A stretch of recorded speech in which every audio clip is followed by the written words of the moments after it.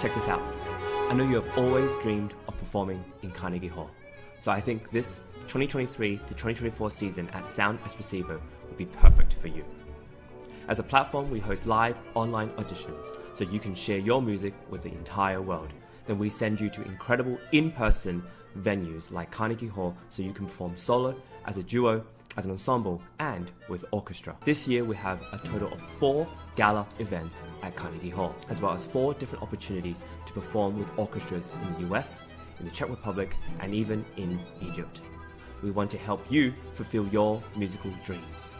Go to soundexpressivocompetition.com to check out our season and to apply.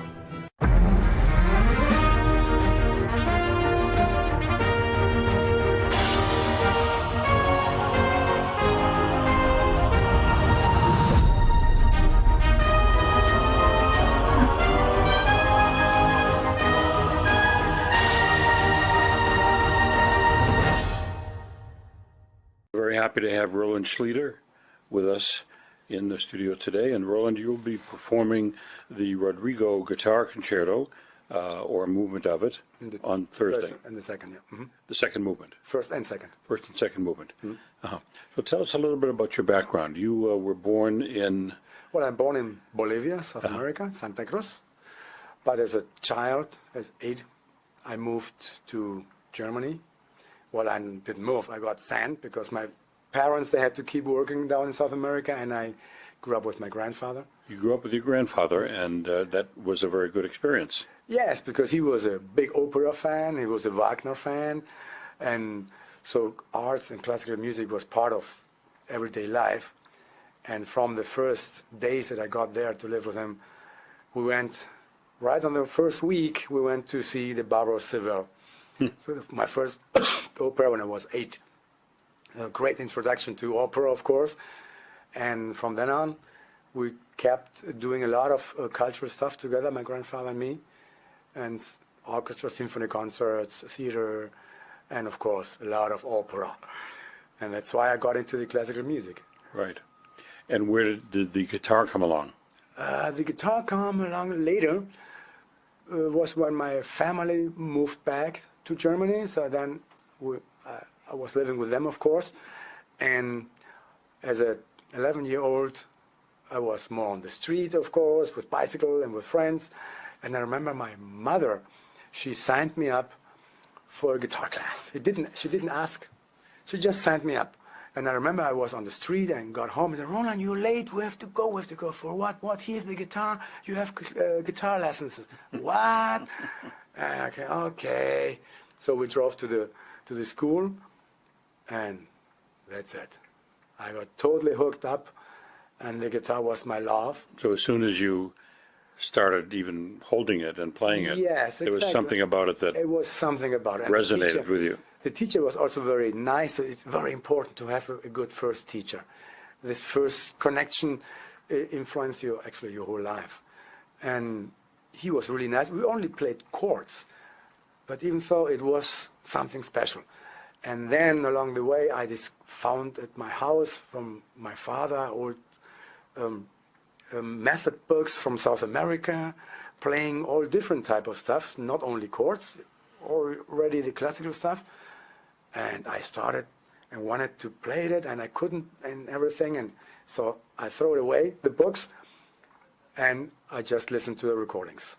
And I played everything then just by ear after the recordings. So you were playing classical guitar pieces just from hearing them? Just from hearing them, exactly. I got an old tape player, so tick, I heard whatever, a measure or so, stop, and then trying out, okay. And then through time it got easier, of course. The ear got trained. And then just 2 measures, 3 measures, okay, then you test a little bit, and so you get to memorize a piece. Now let's fast forward to you auditioning to get into a school. Yeah. And what school? That was at USC. USC, as I recall from our conversation. So the audition goes well until... Yeah, until I remember, well, it was Bill Cannon. He turned around and put me a sheet of music on the stand. Yeah, why don't you read this part of the audition? of course. Right. But since I never had a teacher, I never had somebody who introduced me or prepared me for the situation. Well, you couldn't read music. Exactly. I had no idea that I had to sight read something. And I looked up to the jury with 3 professors and said, I can't play this. I can't read music. And I said, what? Do you play this hard stuff that you just played and you can't read music? No, I can't. I just play everything by ear. And I said, okay, please go. So I left. And next day I got again to the School of Music in USC. I had to turn in some paperwork. And the dean, Jim Smith at that time, he saw me and said, Roland, congratulations. You got a scholarship. I said, wow. So that was a real surprise. And now that I know, or that we know that how the audition process works, I wonder how I could have done it. I think I did it only because I had no idea how it works. Right. Would have I known, I would have quit right at the beginning. But I just went to it, go for it, and play, and get surprised by sight reading pieces, but that's it. And I got a scholarship there. But you didn't end up going to USC. No, I didn't have. I turned in the application process for the admission office. I turned in, of course, all my grades, and I was studying business. Because you were studying business. Exactly. In Germany. In Germany, in Munich, I was studying business, and yeah, it was okay. No, it was not a 4.0 GPA. Let's say a 3 point something, which is okay. But for admission at USC, you need 4.0. You have to be up there to the top. And so my admission got denied. My application got denied at USC. And Jim Smith called me up and said, well, we got a meeting because we at the music department would believe your business grade has nothing to do with our music scholarship. Right. But well, Dean of Admissions is very powerful. Right. And I got denied. But Jim, he advised me then, come on, apply to Butler University in Indianapolis. And I'm going to write and send him an email to my colleague there and just go for it and do your best. I think it was a few months later, I got a special, it was very wonderful, because I got there and audition period was over, way over. But of course, James Smith, our guest, he recommended me, and the guitar teacher, Brett Terrell, he organized a single audition for me. So this was already amazing, and same procedure. I sat in, 3 professors. I played my piece, very hard, wonderful piece by Barrios, I remember, Recuerdos, Sueño en la Floresta. Very hard piece. And then the same thing. I got sight reading piece. The only thing I remember from both is Johann Sebastian Bach. But again, I can't read music, so I can't play this piece. It's impossible for me. I said, okay, they were nicer, I think. Okay, so I left, and next day I went to music department, and the Professor Davis told me, please go to admissions, international admissions. They have something to tell you. I got there, and at Butler University, admission deans accepted me. So you spent how many years at Butler? Butler was 2.5 years. I see. And when did you start learning how to read music? Right away, the first semester, and they opened a class special for me. It's not Theory 101, it's usual. They had a Theory 100 I see. For me. 100. Exactly. But it was a great time. So I dedicated my time just for music, totally focused, because I'm actually a late bloomer, as we say. I was 27 when I applied. Right. So at that age, all the others, they already played competition, won competitions, and all the other young musicians, they're brilliant. They're getting younger and even more brilliant. But I was starting with 27. But I think the passion behind it that pushed me. So let me ask you a question. So you knew quite a few pieces by ear. You mentioned a piece by Barrios, and you didn't read it, you didn't learn it from the music, No. but you learned it from your ear. Yeah. Oh, so suddenly you can now read the music, and you pick up these pieces that you knew, and you're seeing the music. Yeah. What changed? Did anything change for you there?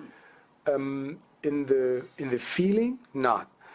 But it changed in the perspective how to approach the music, certainly in the technical way, because then you actually see one bar. It's not musically correct, it's not technically correct, so you learn to focus on that bar. If you play by ear, you play sections.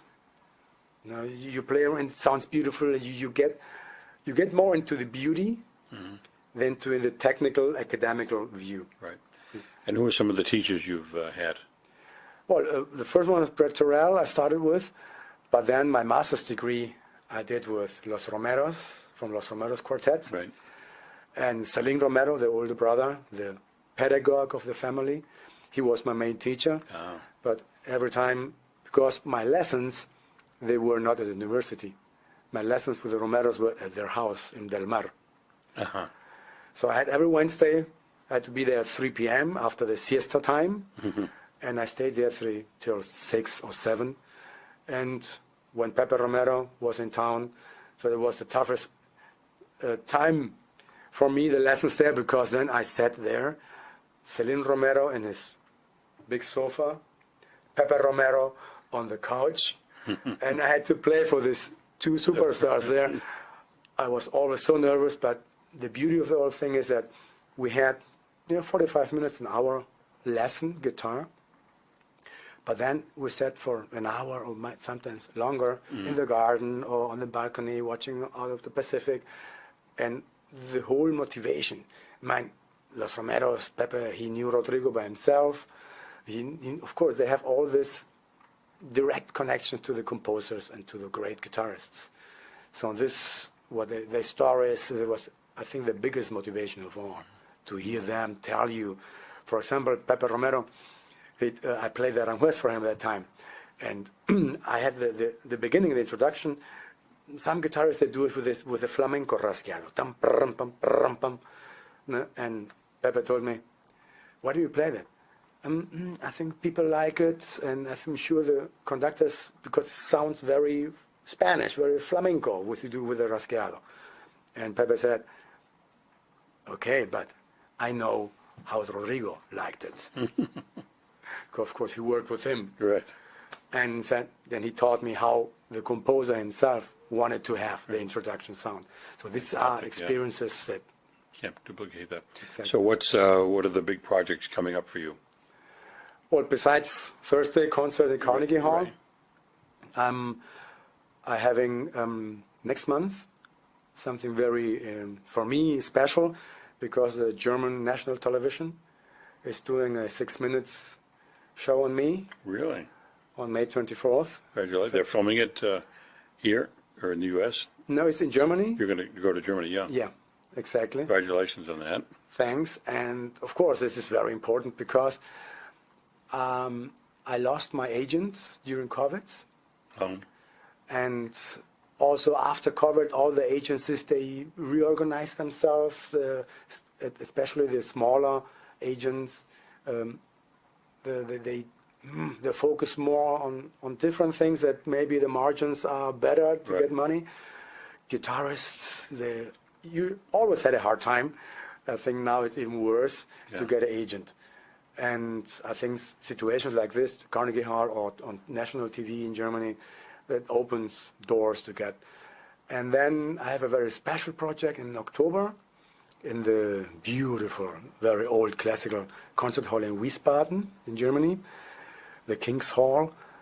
And I got invited to perform Concierto Aranjuez, but in a very special version, Concierto Aranjuez for accordion orchestra. Wow. Something totally new. I found out this has been done, but only the second movement, and it sounds amazing. It sounds really great with an accordion. I never thought accordion orchestra. And so I'm very excited about that project because it's Aranjuez again, but from totally different take. Well, we'll look forward to those projects. You've had a remarkable career. Thank you for coming by, and good luck. Thank you for Thank the you. interview.